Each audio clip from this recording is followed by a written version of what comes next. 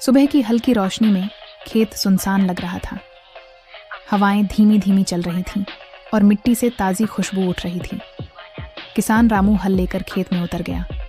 उसने ज़मीन को पलटा, नन्हे नन्हे तीलियां बनाई, बीज बोए और फिर सोचा कि कल हिसाब होंगे। बीज ताजे थे, उम्मीदें बड़ी थीं। रीड गव कुछ क्रेनें दूर से खेत को देख रही थीं। उनकी लंबी टांगें, नाजुक पर और तीखी चोंच थीं। उन्होंने सोचा, वाह, यह तो खाने का सोना है। जब किसान बीज बोने का काम समाप्त कर खेत छोड़ गया, क्रेनें उत्साह से उड़ पड़ीं, खेत की ओर झपटीं और जी भर के बीज खाने लगीं। aesopsfables.org+1। लेकिन किसान रामू चुपचाप उनके हरकतों को देख रहा था। वह जानता था कि ये पक्षी बीज चुराने में माहिर होते हैं। उसने अगले दिन अपने हाथ में एक स्लिंग लिया, मगर इस बार उसने स्लिंग खाली ही लिया। कोई पत्थर नहीं था। वह खेत के किनारे गया, स्लिंग हवा में लहराया, चिल्लाया ताकि क्रेनें डर जाएं। literature.org+1। क्रेनें पहली बार डरकर उड़ खड़ी हुईं, पंख फड़फड़ाए और थोड़ी सी दूर चली गईं।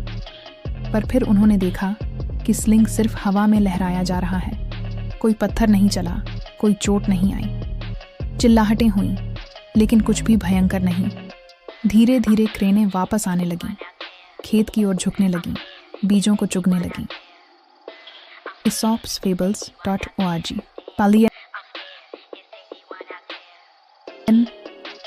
रामू ने देखा कि डराने का यह तरीका अब काम नहीं कर रहा है।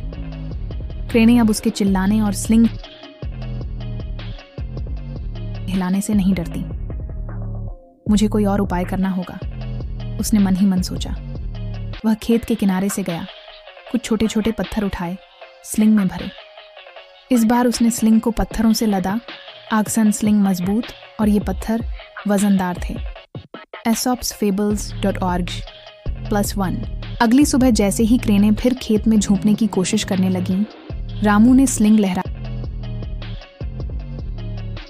और पत्थर छोड़े। पत्थर हवा में से पीछे से निकले। कुछ क्रेनें झपट खाईं, डरकर ऊंचाई पकड़ ली। कुछ को चोट लगी। क्रेनें चीखती उड़ान भरकर खेत से दूर चली गईं। जो बचीं वे वापस नहीं आईं। बीज सुरक्षित रहे। read.gov+2 mythfolklore.net+2। रामू ने सांस ली। जिस दिन के बीज बोए थे वह दिन अब सुरक्षित हो गया। खेत की मिट्टी पर सूर्य की किरणें सुनहरी चमकने लगीं। हर तिलक, बीज जो उपजी हो रही थीं, उन पर काम की मिठास झलक रही थी।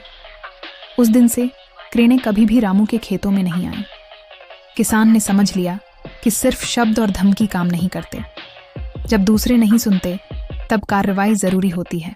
और जब जंगल के बच्चों को यह कहानी सुनाई जाती है तो कहा जाता है, अगर कोई बार बार तुम्हें धमकाता है और तुम डरो नहीं, तो एक दिन उसे दिखाना पड़ेगा कि तुम उम्मीद से भी ज्यादा मजबूत हो। लेकिन हिंसा तभी जब बहुत जरूरी हो।